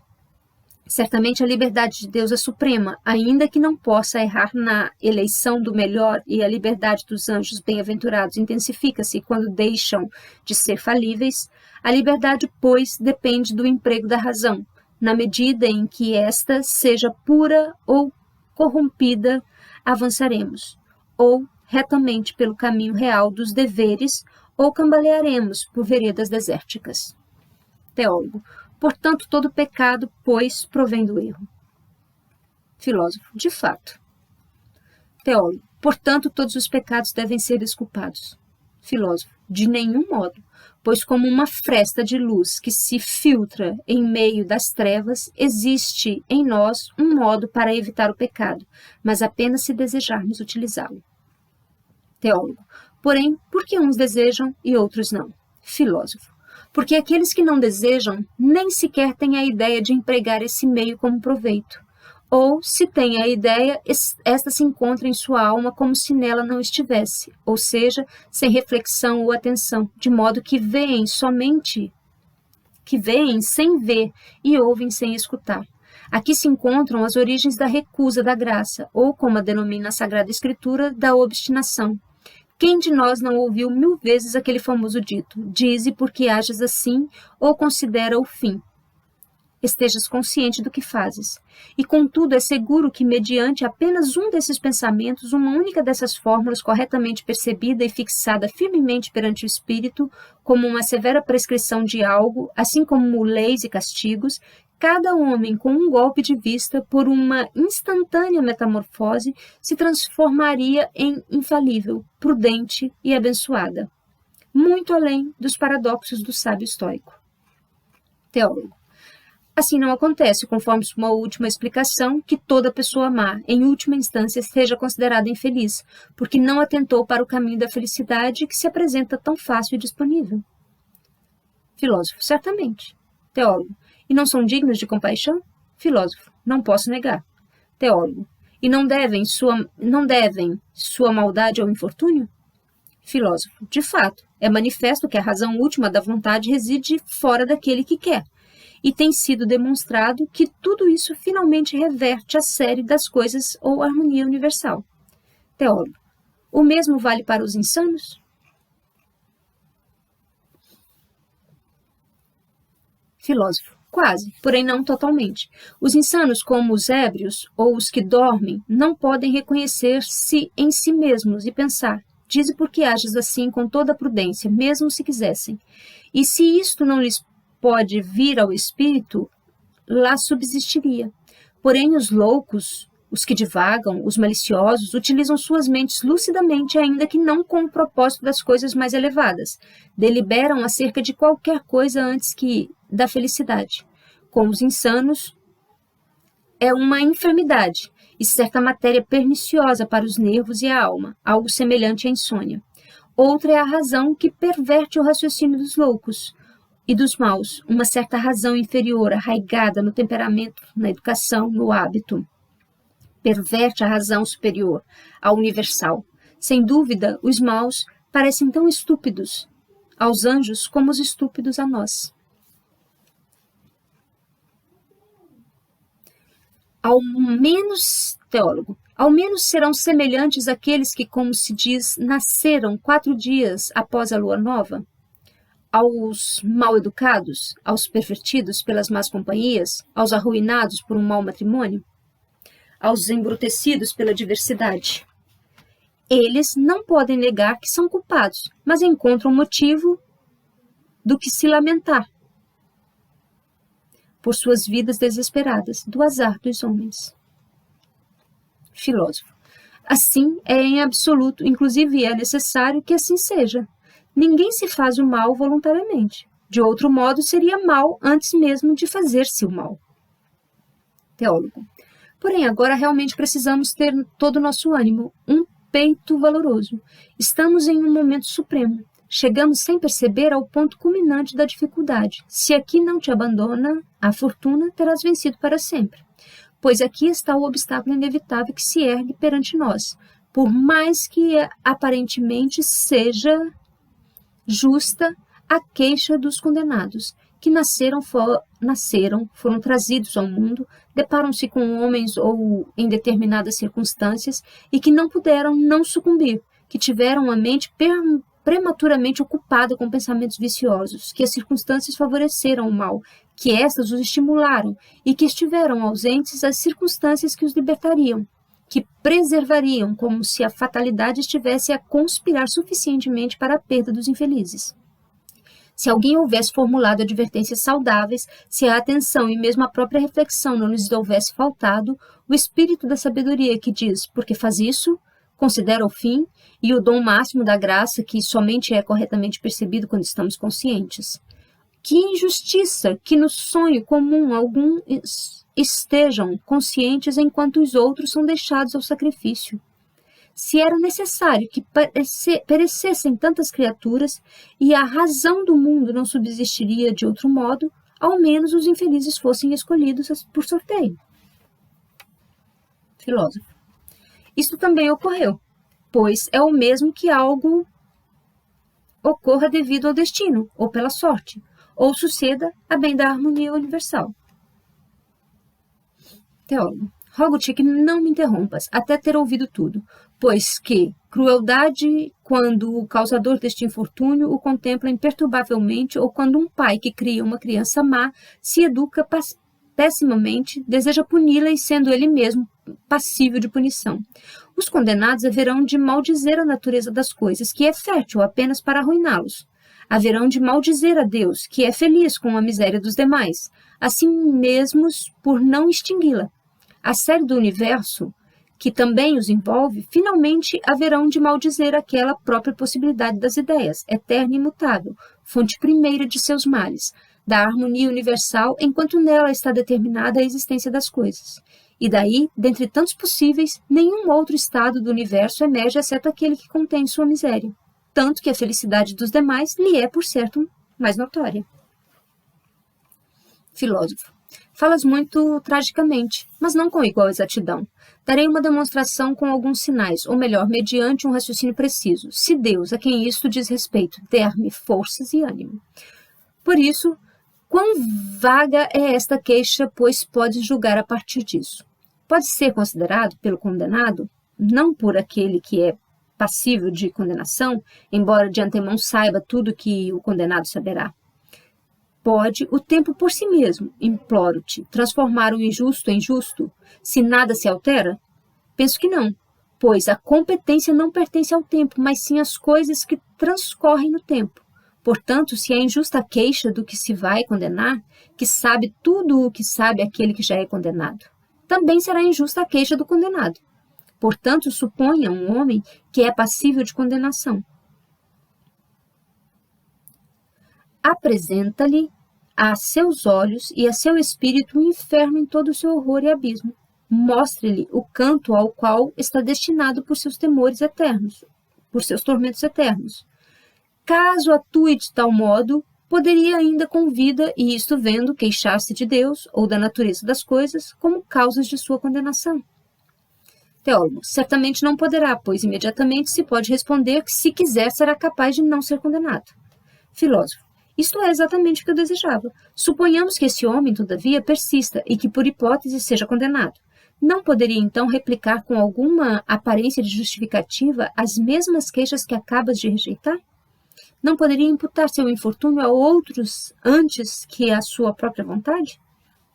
Teólogo, refutaste-me, porém não me satisfizeste. Filósofo, farei de modo que, uma vez percebido claramente o problema, também possas reconhecer que te satisfiz. Teólogo, confesso que aquele passível de condenação atribuirá tudo à sua própria vontade, porém imputará sua vontade, sua própria fortuna, isto é, a Deus, ou, pelo menos, como tu desejas, a natureza das coisas. Filósofo, antes mencionei que, como contrário implica contradição, ninguém se faz mal voluntariamente. De outro modo, seria mal antes da ocorrência do mal, ou do ato. Ninguém é causa voluntária da sua vontade, pois aquilo que tu desejas querer, tu já o deseja.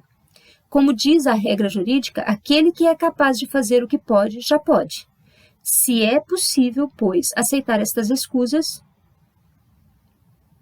deve-se remover o castigo da natureza das coisas. Ninguém será mau, ninguém deverá ser castigado, ninguém estará despojado de uma desculpa. Teólogo, por quê? Filósofo, por quê?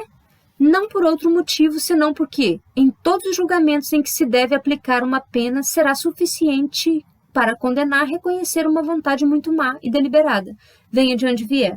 Que loucura é esta dos críticos da justiça divina que, para se defenderem do castigo, querem ir além da vontade conhecida do criminoso, ou seja, querem ir até o infinito. Teólogo, convenceste-me. Aos condenados não lhes resta nem sombra de desculpa, nem que tenham motivo do que se queixar. Todavia, eles têm uma razão pela qual podem se indignar, ou melhor, uma razão por que podem se queixar, mas nada têm de quem possam se queixar. Tem a ira de um cachorro contra a pedra, e dos tolos jogadores de dados contra a fortuna, dos desesperados contra si mesmos. Tal é sua ira contra a harmonia universal, que é consistente com a própria natureza das coisas, ou seja, com as ideias. E o autor deste curso das coisas irá tão completamente tola como a de alguém que tendo contado mal, examina o resultado das operações e percebe que o resultado é o mínimo. É mínimo, e se indigna contra a aritmética, e não contra si mesmo. E lamenta-se, em vão, que 3 vezes 3 não são 10, senão 9, pois a harmonia das coisas também depende dessas proporções necessárias. Assim tem, pois, uma ira sem objeto, uma dor sem alívio, finalmente uma queixa que não pode tornar aceitáveis para si mesmos, nem tampouco abandonar. Certamente, acréscimos notáveis que contribuem para incitar aquela furiosa infelicidade sobre a qual se baseia a condenação. Filósofo. Aquilo é importante. A dor para eles é sem alívio e quase, se me permite dizer, agradável.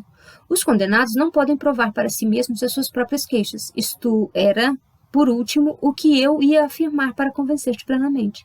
Porém, acrescento que nunca, em absoluto, desde toda a eternidade, estão incondicionalmente condenados. Embora sejam passíveis de condenação, sempre podem ser libertos, embora nunca desejem sê-lo. Portanto, suas consciências sempre protestam, mas eles não podem, a tempo algum, mesmo queixando-se consistentemente, protestar sem contradição. Teólogo. Fala de um modo misterioso. Falas de um modo misterioso. Filósofo. Ou, paradoxalmente, como os outros prefeririam dizer. Teólogo. Não importa, estamos sós, retira o véu. Filósofo. Bem, se notares, perceberá que já o retirei. Recordarás que até há pouco estivemos de acordo acerca da natureza do pecado mortal, isto é, do motivo da condenação. Rogo-te que repitas e apliques a presente discussão. Filósofo. Que te respondi. Se não o esqueceste quando me perguntaste pela razão da condenação de Judas, vale a pena recordar com as mesmas palavras, pois são mais exatas. Perguntavas pela razão da condenação. Respondi, condição em que morreu, isto é, o ódio a Deus, em que ardia ao morrer, no que consiste a natureza do desespero, isto é, suficiente para amaldiçoar-se. Pois quando no momento da morte, enquanto abandona o corpo, a alma não padece de novas sensações exteriores, apoia-se apenas em seus últimos pensamentos, pelo que não muda, exceto que agrava a disposição em que se encontrava ao morrer. Ora, do ódio a Deus, isto é, ao ser felicíssimo, se segue a dor máxima, pois o ódio consiste em sofrer com a felicidade do outro, como amar é alegrar-se com a felicidade do amado. Assim é a máxima dor perante a máxima felicidade. A máxima dor é a miséria, ou seja, a maldição, donde aquele que odeia Deus ao morrer amaldiçoa a si mesmo. Ignoro se estas palavras muito se afastam de uma demonstração, pois representam a razão da magnitude da miséria, a partir do ódio, e da magnitude do ódio, a partir do seu objeto.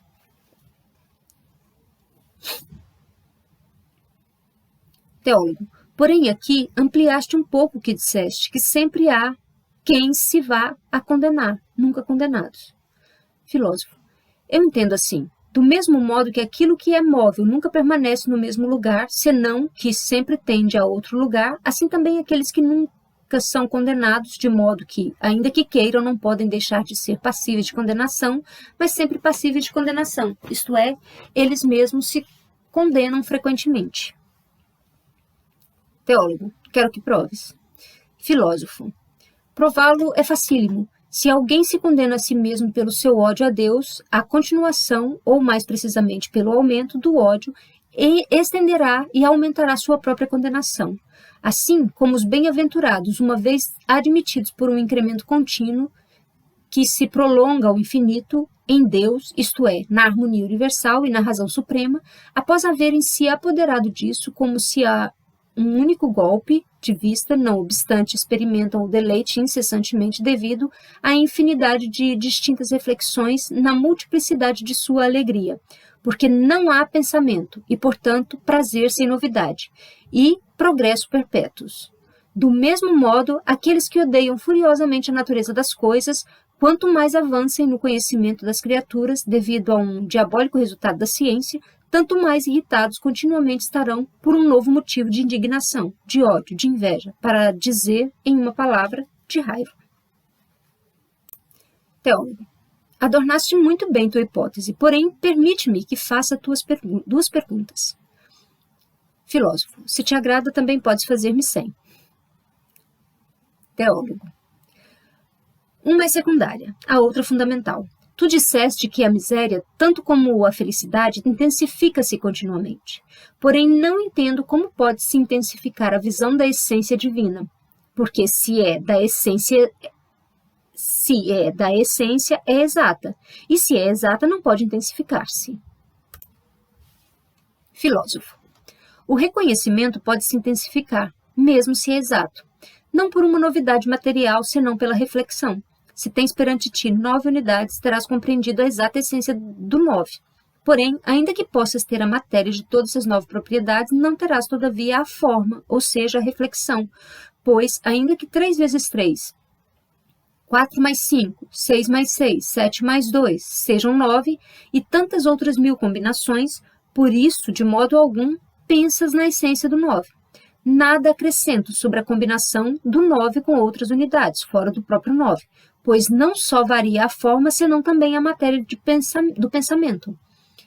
E essas são propriedades do total a partir de um e outro número, mais que propriedades do 9. Isso não ocorre com relação a Deus, pois como ele tem tudo em si, não pode ser comparado com nada exterior a ele. Darei um exemplo de uma coisa finita, como propriedades infinitas, sem recorrer à comparação com coisas exteriores. Aqui tens um círculo. Se sabes que todas as linhas que vão do centro à circunferência são iguais, creio que compreendeste com bastante lucidez sua essência. Porém, não por isso compreendeste também os inumeráveis teoremas, pois podem ser inscritos no círculo tantas figuras diversas e irregulares, isto é, mesmo que já não estejam desenhados, lá já estão. Quantos números há? Portanto, uma infinidade delas. Nenhuma das coisas deixará de proporcionar ao investigador um enorme material para teoremas. Teólogo. Reconheço que muitas vezes intrigou-me o tipo de prazer que pode haver na visão beatífica, quando a alma está como paralisada e atordoada em uma única fixa contemplação. Infelizmente, tu dissipaste essa nuvem e reconciliaste toda a novidade. Porém, perguntei isto incidentalmente. A outra pergunta que havia reservado para a investigação fundamental é esta: de onde procede aquele divórcio das almas pelo qual algumas ardem no amor a Deus e outras se entregam a um ódio que lhes resulta funesto? Porque há neste ponto de separação e, por assim dizer, esse centro de divergência? Porque há este ponto de separação e, por assim dizer, esse centro de divergência, posto que provavelmente se pode crer que aquele possível ou passível de condenação é por uma aparência exterior semelhante àquele que vai ser salvo. Não é raro tomarmos um pelo outro. Filósofo. Pedes coisas imensas, amigo, que a filosofia vacila em responder. Teólogo. Todavia, tenta, pois a razão é permitida avançar na medida em que se basta a si mesma. E ainda que não sejas um iniciado, até agora, em todo o nosso diálogo, não tocaste a revelação com tuas mãos profanas. Filósofo. Escuta o que finalmente logrei formular depois de muita meditação. Deves saber que em uma república, como no mundo, há em suma 2 tipos de homens, uns que estão satisfeitos com o estado presente das coisas e outros que são hostis a tal estado. Não se trata de que os primeiros satisfeitos e em paz não empreendam algo todos os dias. Eles lutam para vencer, aprender, ter mais fortuna, amigos, poder, prazeres, fama, pois, de outro modo, diríamos que estão paralisados e não satisfeitos. Mas, se veem seus projetos frustrados, nem por isso dirigem seu ódio à forma da república, que obstaculiza seus propósitos, nem concebem plano de modificar as coisas, senão que, com o espírito tranquilo, prosseguem o curso das suas vidas, nem tão perturbados como houvessem de espantar uma mosca com um sopro. Essa distinção entre bons e maus cidadãos deve aplicar-se com rigor ainda maior à República Universal, cujo governante é Deus. Teólogo. Por certo, pois em uma república que não seja aquela ótima, que nas questões humanas deve ser uma desesperança, não se pode evitar às vezes que das próprias leis derive a miséria de alguns súditos. Contudo, é justo que estes pensem modificar essas leis, porque lhes resulta necessário. Na república do universo, isto é, na melhor república, cujo rei é Deus, só é infeliz aquele que quer ser. Filósofo, exatamente. Portanto, no mundo jamais é justa indignação alguma. Nenhum movimento da alma, exceto a tranquilidade, está isento de repreensão. Também desejar é um pecado, de modo que se pode sofrer se o desejo não se realiza, e constitui um tipo de ira oculta contra Deus, para com o estado presente das coisas e a série da harmonia universal de que depende aquele estado. Teólogo. Porém, é impossível não sofrer quando não se obtém êxito. Filósofo. O que no corpo é impulso, conatos, na mente é inclinação. Porém, há impulsos que vencem a outros, e alguns são vencidos por impulsos opostos. Se um corpo se dirige do leste a oeste, e ao mesmo tempo faz-se que retroceda na mesma linha com força igual, de oeste a leste, permanecerá em repouso pela igualdade mútua dos impulsos contrários. Assim também a inclinação e os movimentos iniciais não podem ser suprimidos, mas podem ser vencidos por inclinações contrárias, de modo que percam sua eficácia. Portanto, quem vê frustrado o seu desejo não pode senão lamentá-lo no momento. Porém, se está satisfeito com o governo do mundo, não deve preservar ou perseverar na sua aflição, pois considerará que o que existe é o melhor, não só para si mesmo, mas sim para todo aquele que o reconheça, e, portanto, tudo resulta bem para aquele que ama a Deus.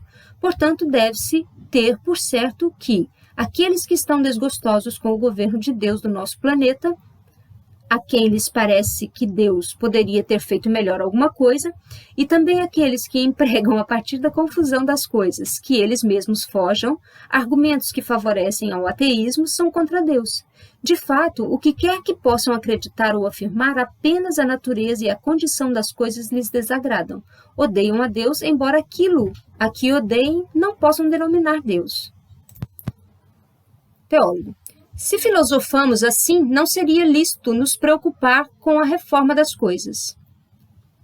Filósofo. Ao contrário, não só será legítimo e permitido sendo necessário. De outro modo, voltaríamos ao sofisma preguiçoso que havíamos rejeitado. Portanto, aquele que ama a Deus, isto é, a harmonia universal, está satisfeito com os fatos passados, pois como estes, de fato, não podem não ter ocorrido, é certo que Deus os quis e por isso são os melhores. Mas, a respeito dos acontecimentos futuros, como não devemos julgar antecipadamente em que medidas são certos para nós, deixa-se lugar livre para as diligências e deliberações de cada um e de cada consciência, e da sua consciência, donde, se aquele que ama a Deus delibera a respeito de algum defeito ou de algum mal alheio ou próprio, privado ou público, para suprimi-lo ou corrigi-lo, sustentará como certo que não deveria ter sido corrigido ontem, mas presumirá que deve ser corrigido amanhã. Digo que presumirá até que a prosperidade o abandone novamente e o contrário possa ser provado. Porém, essa frustração não haverá de fatigar ou abater em nada seus esforços com respeito ao futuro, pois não nos cabe prescrever prazos a Deus, e somente terão prêmios os perseverantes. Portanto, aquele que ama a Deus considerará o passado como bom e se esforçará por melhorar o futuro. Somente aquele que assim sente chega à tranquilidade da alma que buscam os filósofos sérios e à resignação de tudo em Deus, que buscam os teólogos místicos. Aquele que pensa de um outro modo, ainda que também tenha nos lábios a palavra fé, caridade, Deus, próximo, não conhece a Deus, pois ignora que ele é a suprema razão de tudo. Nem o ama, nem o ama. Nenhum homem que ignora a Deus pode amá-lo adequadamente, porém pode odiá-lo, pois odeia a Deus aquele que odeia a sua natureza, as coisas, o mundo, pois assim aquele que pretende que tudo seja diferente do que é, opta por um Deus diferente daquele que é. Aquele que morre satisfeito com o mal, morre odiando a Deus, e como que, empurrado ao abismo, prossegue o caminho empreendido desde o início, os objetos externos já não mais o trazendo de volta. Fechado o acesso dos sentidos, alimenta sua alma reduzida a si mesma, com o incipiente ódio às coisas e com a mencionada miséria e com a relutância, indignação, inveja e displicência mais e mais crescentes. Quando a alma é reunida ao corpo, voltados os sentidos, ele continuamente encontra um novo motivo de desprezo, de desaprovação, de ira, e tanto mais se atormenta quanto menos pode alterar e aguentar a torrente das coisas que o desagrada. Porém, a dor transforma-se de algum modo em prazer, e os condenados se alegram em encontrar algo pelo que podem ser torturados. Assim como nas questões humanas os infelizes, ao mesmo tempo em que invejam os felizes, também buscam derrotá-los, com nenhum outro benefício do que se tornarem furiosos, mesmo se é bem tolo do que pensar que são tanto mais livres e tornarem-se senhores das coisas, e que transformaram a dor em uma grande harmonia ou aparência de razão. Na verdade, no caso dos invejosos, indignos e maus, o prazer está mesclado com a dor, de um modo surpreendente, a saber, eles se comprazem e se deleitam com a opinião que possuem da própria sabedoria, que por isso sofrem com dor tanto mais intensa quanto o poder que consideram que lhes é devido, ou melhor, que nos outros lhes parece indigno. Aqui tens, pois, explicados aqueles desassombros ou assombrosos paradoxos. Não direi que ninguém é condenado, exceto aquele que quer, mas nem que ninguém permaneça condenado, nem que ninguém é condenado, exceto por si mesmo, pois os condenados nunca são totalmente condenados, sempre passíveis de condenação. São, pois, condenados por esta obstinação e esta perversão do apetite, por essa aversão a Deus, de modo que nada os alegra mais que ter do que se doer, nada mais buscam que motivo para encolerizar-se. Este é o grau supremo da loucura mensurável. É voluntário, incorrigível, desesperado e eterno. Portanto, o condenado, mesmo se quisesse, nunca poderia usar aquelas queixas que antes lhes atribuímos, e assim censurar a natureza, a harmonia universal de Deus, como os autores de suas próprias misérias. Teólogo. Deus imortal. Como alteraste seus paradoxos em eudoxos? Reconheço que os santos padres não eram hostis a esse tipo de explicação, e a piedosa antiguidade, mediante uma fábula simples, porém lúcida, compreendeu a índole dos condenados mais ou menos dessa maneira. Um eremita ignora qual, obrigado pela profundidade das suas contemplações, começou a lamentar-se seriamente pela quantidade de criaturas que vão à perdição. Dirige, pois, suas orações a Deus, declara-se a sinceridade de seu desejo e afirma: ó Pai, podes contemplar com indiferença a perda de tantos filhos teus? Perdoa e trazes de volta à tua graça esses miseráveis demônios que arrastam consigo tantas almas ao inferno. A quem vocifera deste modo, o Onipotente responde tranquilo com uma face serena que ilumina o céu e as tempestades. Vejo, meu filho, a simplicidade do teu coração, compreendo plenamente a exuberância do teu afeto e inclusive afasto de mim todo obstáculo. Assim farei tão logo possam aqueles me pedir perdão. O eremita, em adoração, disse: Bendito sejas, Pai, de toda misericórdia inesgotável, fonte de graça. E agora, com tua permissão, irei ao encontro daquele que causa a própria miséria e a de muitos.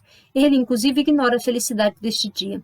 Tendo chegado perante o príncipe dos demônios, seu anfitrião habitual encontra-o imediatamente afirma: Ó, tu tens sortes, o dia afortunado em que se abre a porta da salvação que se encontrava cerrada para ti, quase desde a origem do mundo. Vem agora e lamenta-te da crueldade de Deus perante quem a suplica de um miserável eremita em favor dos rebeldes de tantos séculos. Foi eficaz.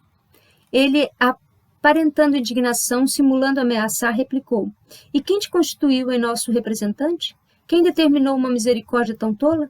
Há de saber, Nécio, que não necessitamos que tu intercedas, nem que Deus nos perdoe. Eremita. Ó teimosia, ó cegueira, rogo-te que cales e toleres que eu fale contigo, Beelzebul. Faz-me dar, sem dúvida, uma lição, Eremita. Quão insignificante é o sacrifício de alguns instantes que gastarás em ouvir um pobre homem que desejas o melhor para todos? Beelzebul. Que desejas, então?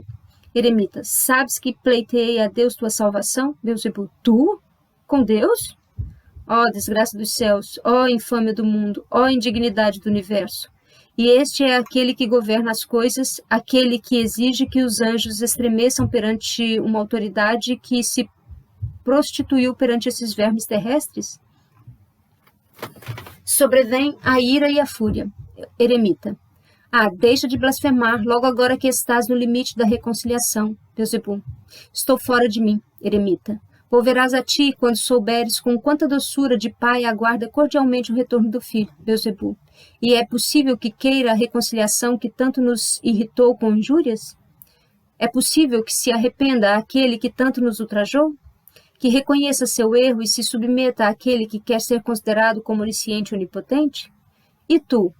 A que preço crês que faremos a paz? Eremita.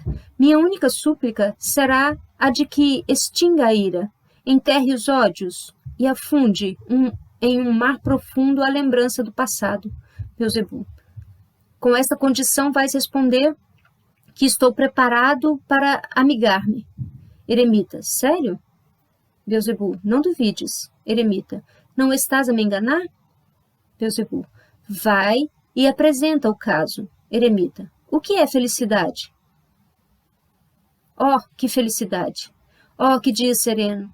Os homens libertos, Deus bendito, Deus, que me trazes com tais saltos de alegria, Eremita. O Eremita. O caso está concluído. Ó Pai, agora o reino, o poder, a salvação, a força, a honra e a glória são tuas e de teu Filho, Cristo, pois converteu-se aquele que nos acusava todos os dias, aquele que rugia noite e dia rogando nossa morte. Deus, que? Agregaste também a condição do perdão? Eremita, aprovou-a. Deus, tratas de não te enganar. Eremita, volto para transmitir-lhe o que tem de cumprir. Deus, porém, cuidado, estabeleçamos de antemão as palavras. Eremita, eu a escreverei. Deus, notifica àqueles que desejam ser perdoados que se obrigarão perante o meu trono com estas palavras solenes. Confesso com a boca, reconheço com o coração que por minha malícia fui a causa da minha condenação, e esta haveria de ser eterna se tua inefável piedade não houvesse dissipado minha insensatez. Agora, tranquilizada minha mente, depois de perceber a diferença entre a luz e as trevas, prefiro padecer todos os males mais terríveis que retornar por uma desgraça renovada àquele estado em que a natureza das coisas não pôde produzir nada mais ignominioso. Eremita. Tenho a fórmula e agora irei. Melhor, voarei. Beelzebul. Tens asas? Eremita. O amor torna-me leve. Esta é a fórmula do pedido do perdão. Beelzebul. Se permite-me que a leia. Porém, quando cumprir-se-á a condição? Eremita. Quando queiras. Beelzebul. Como se eu pudesse vacilar. Eremita. Bem, vamos ao trono de Deus. Beelzebul. Que? Está em pleno juízo? Tenho que ir a ele ou ele a mim? Eremita. Não brinques com um assunto tão importante. Beelzebul. Irá aquele que tem de pedir perdão. Eremita. Então vamos. Beelzebul. Louco. Eremita. Não tens tu que pedir perdão? Beelzebul. É isto que prometeste? Eremita.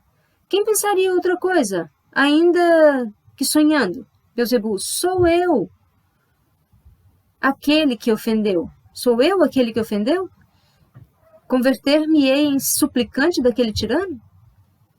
Ó nobre mediador, peste de homem, modelo de conspirador, Eremita. O que há, Beelzebul?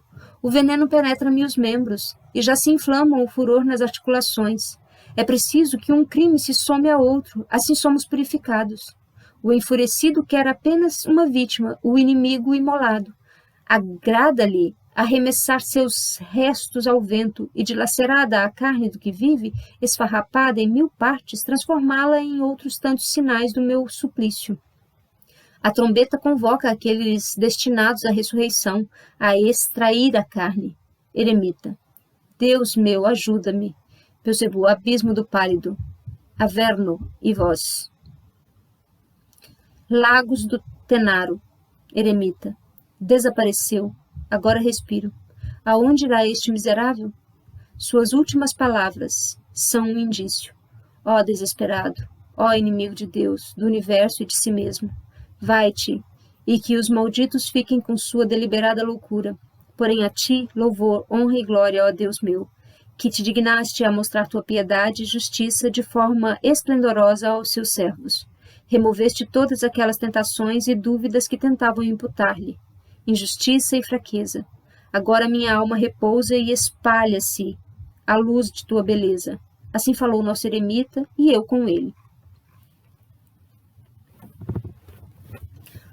Filósofo. Pontuaste com um ato encantador a austeridade da nossa argumentação, ou melhor, a selaste com um epílogo, pois agora, se não me engano, podemos terminar com segurança. Teólogo. Permita-me, todavia, mais uma pergunta. Reconheço que demonstraste que os condenados não estão aptos e que não querem deixar de queixar-se de Deus, do mundo, de coisa alguma. Só permanece essa questão. Que Deus satisfaça os outros espíritos por este juízo insondável e satisfaça a si mesmo. E, ainda a partir do que discutimos, parece-me que posso ver, como de longe, a maneira de concluir o assunto. Prefiro, não obstante, escutar teu resumo. Filósofo. Todavia, de que alguém poderia se queixar?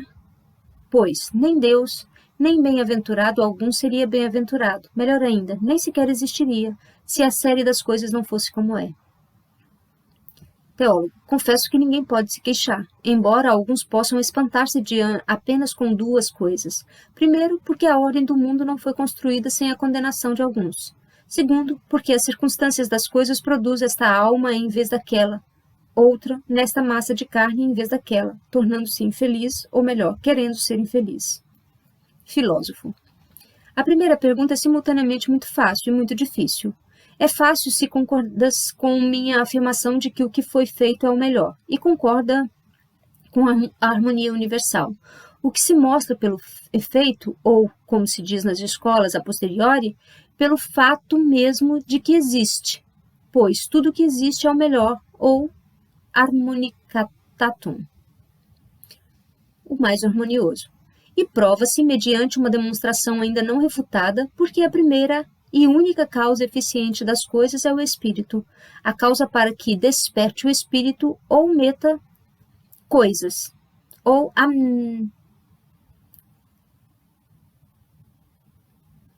mesma coisa é a harmonia. E o espírito mais perfeito é despertado pela harmonia suprema. Porém, se insatisfeito com este argumento, podes querer que a própria harmonia se revele, a causa de tantas coisas maravilhosas, e que te seja demonstrado a priori que estava de acordo com a razão perceber esta harmonia no mundo. Desejas uma coisa impossível para um homem que ainda não foi admitido nos mistérios da visão de Deus. Teólogo.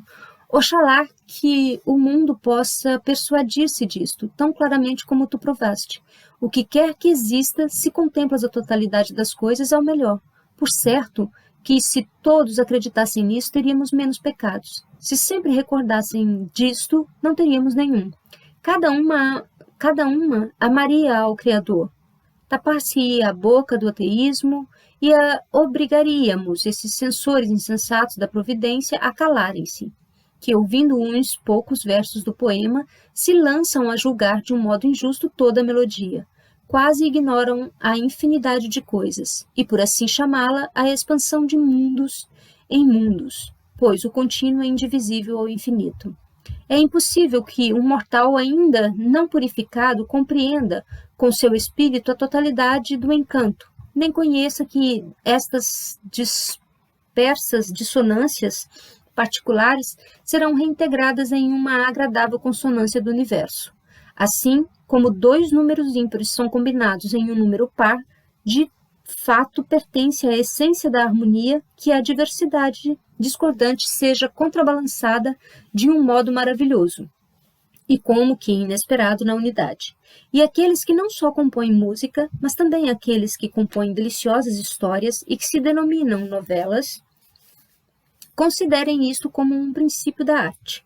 Mas resta explicar a segunda pergunta, posto que as almas são em si mesmas muito semelhantes, ou, como afirmam os escolásticos, diferem apenas pelo número, ou por certo grau, e, em consequência, diferem apenas devido às impressões externas. Qual a razão da diversidade dessa harmonia universal? por que estas almas, melhor que aquelas, estão expostas a circunstâncias que hão de corromper a sua vontade? Ou, o que é o mesmo, por que são colocadas neste tempo e lugar? Filósofo. A resposta parece difícil, porém mais pelo tortuoso da indagação que pela natureza do assunto, pois tocamos o espinhoso assunto do princípio da individuação, ou seja, da discriminação das diferenças só pelo número, sejam dois ovos tão semelhantes entre si ou da maior semelhança conforme a hipótese. Se nem mesmo um anjo poderia observar a diferença, e não obstante, quem negaria que diferem? Pelo menos no seguinte, que um é este, rock, e o outro é este, rock, ou seja, por exeidade, ou porque são um e outro, ou seja, pelo número, porém, pelo número. Porém, o que desejamos quando numeramos ou quando dizemos este? Pois numerar é de fato repetir.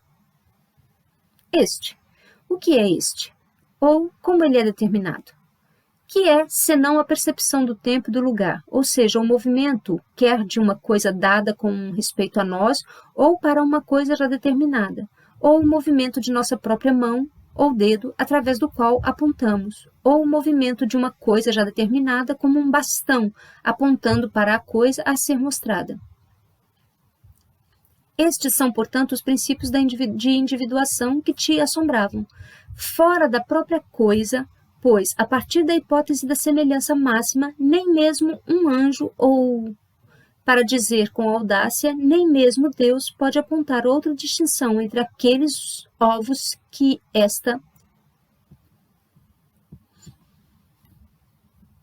agora este se encontra no lugar A, aquele no lugar B, isto é, uma determinação permanente, é necessário que os coloque onde nada os disfarce, que não se possa pintá-los, prender-lhes uma marca ou imprimir um sinal pelo qual deixem de ser semelhantes ou volte a colocá-los em um lugar imóvel onde também estarão em repouso, ou faça com que suas posições ou o recipiente que os contém, se são móveis, não possam se alterar e que os próprios ovos possam neles ser mantidos de modo tal qual se conservem sempre a mesma posição em relação às partes do recipiente, que estão impressas por certas marcas, ou, por último, se estás prestes a deixá-los em completa liberdade, será necessário que sigas cada um com um olho, ou com a mão, ou com outro tipo de contato, movimento de um e de outro, durante todo o tempo de sua trajetória em todos os lugares. Teólogo, dizes coisas assombrosas que parecem-me os escolásticos. Não conheceram nem os sonhos com os quais, não obstante, ninguém poderia discordar porque estão extraídas da prática da vida e porque os homens não raciocinam de modo diferente ao distinguir as coisas similares. Porém, que conclusão extraís daí com respeito às almas? Filósofo, que? Nada exceto que também as almas, ou como prefiro dizer, os espíritos, são inseparáveis, isto é, pelo lugar e pelo tempo.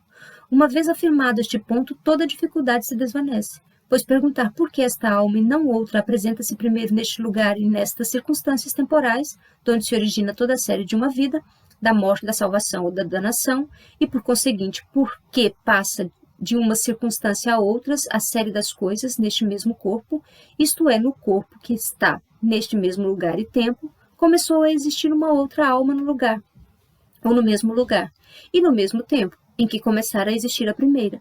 Aquela alma a que tu denominas outra não será senão esta. Se alguém pode vir a se indignar por não ser filho de uma rainha, ou ao contrário, por ser mãe por sua mãe não ter dado à luz a um rei, indignar-se-ia por não ser o mesmo. Ou melhor, indignar-se-ia por nada, pois tudo revelar-se-ia o mesmo, e ele próprio, então, um filho de rei, não sonharia que é, agora, filho de um camponês. Do mesmo modo, às vezes tenho pressionado aqueles que se indignam por Deus, não por ter removido instantaneamente Adão e Eva do mundo, uma vez que pecaram, para que a culpa não se propagasse à sua posteridade, e não os houvesse substituído por um outro casal melhor. Pois, como fiz notar, se Deus houvesse feito isto, uma vez suprimido o pecado, haveria de se produzir uma série completamente diferente de coisas, de diferentes combinações e circunstâncias, de homens e matrimônios de pessoas totalmente diferentes. E daí, se o pecado houvesse sido suprimido ou extinto, nós mesmos não estaríamos no mundo. Portanto, eles não têm por que se indignar com o pecado de Adão e Eva, muito menos pelo fato de Deus ter suportado o pecado, posto que devem imputar sua existência à conta desta tolerância dos pecados, já vês até que, ponto, os homens se atormentam com problemas vãos, como se um bastardo pudesse irritar-se com um nobre, pai nobre, por este haver se casado com uma mulher de condição inferior, ainda que os homens não sejam ou não estejam isentos de paixões similares, inclusive os mais insensatos. Sem considerar que se o pai houvesse se casado com uma outra mulher, não teria ele vindo ao mundo, mas sim outro homem. Teólogo, nada me resta perguntar, nem do que me queixar, tampouco objetar. O único motivo de minha admiração é a inesperada clareza com a qual explicaste toda a questão. Recomendaria muitas de tuas conclusões aos teólogos se não temessem que os homens pudessem suspeitar que atuamos em conluio. Filósofo, que sejam outros, então, que julguem acerca disso, mas apenas os que sejam probos e inteligentes, que prestem atenção, que aceitem o sentido das palavras que expus, que não deduzam um outro, que não imputem ao autor consequências distorcidas, as quais não penso nem mesmo em sonhos. Que odeiem as iranias amargas, sinais de perturbação espiritual, que se inflamam de um zelo suficiente para vindicar a glória divina e os esclarecimentos dos espíritos. Teólogo, estou de acordo, porém, ainda que tu te desviasses, bastaria para livrar-te da culpa que nem mesmo as chicanas e a própria inveja possam prevalecer, o que seria herético, senão aquela ou aquele assim fala,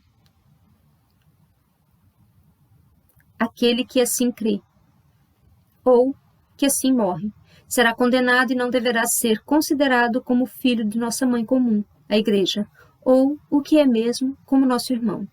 Filósofo, tenho plena confiança e, repleto de esperança, submeto-me à verdade universal, à Igreja, à República Cristã, ao consenso da antiguidade do nosso século e, finalmente, a qualquer homem que raciocine corretamente. Não posso impedir que me repreendam, rogo que não me prejulguem. De fato, espero que possam me ouvir, ou melhor, que possam ler com atenção e que todos reconheçam que tudo foi exposto com a maior simplicidade possível, uma vez suprimida a impostura das palavras, que habitualmente perturbam o gênero humano, mais que as próprias coisas, e que nada anunciem que todos os em conjunto não tenham como reconhecer necessariamente. De qualquer modo, nada disse acerca do Cristo, dos auxílios do Espírito Santo e do concurso extraordinário da graça divina, questões que dependem da revelação divina, pois havíamos concordado que eu, enquanto catecúmeno, a ti iria expor a teologia do filósofo, antes que tu, alternativamente, pudesse me iniciar nos mistérios revelados da sabedoria cristã. Deste modo, Teófilo, que seja aliviado teu esforço de provar aquilo que confessei e que reconheço, tanto que a harmonia da razão e a fé possa ser evidente e a loucura possa ser visível, e todos que são ou arrastados pela ciência e rechaçam a fé, ou que envaidecidos pela revelação e odeiam a filosofia, porque põem a nu sua orgulhosa ignorância. Teólogo, louvo tua modéstia e reconheço haver colhido frutos dessa conversação e alegra-me que tenhas dado com que tapar a boca daqueles que por meio da maior insolência não se comovem nem por respeito à Sagrada Escritura, nem pelo consenso à autoridade e os exemplos dos santos padres. Aqueles que estão cheios de não sei que razões e cujas frivolidades tu mostraste com clareza luminosa. Virá o tempo, assim vaticino e imploro, em que terei em ti um instrumento adequado para grandes coisas, a fim de que, quando nos ocuparmos também das questões intrínsecas da fé, pela luz da reta razão, toda a escuridão e sombras das dificuldades mais vãs que perturbam as almas e as seduzem e extraviam possam ser afugentadas quando de um exorcismo. Adeus. Fontes da tradução: Olaso, Ezequiel, Roberto Torretti, Tomás Swank, Ezequiel de Olaso. Buenos Aires, Editorial Chacas, 1982. Strickland, Lloyd, Leibniz Translation, Confessio Philosophie, tradução e notas de Yvon Belaval, Paris, 1970.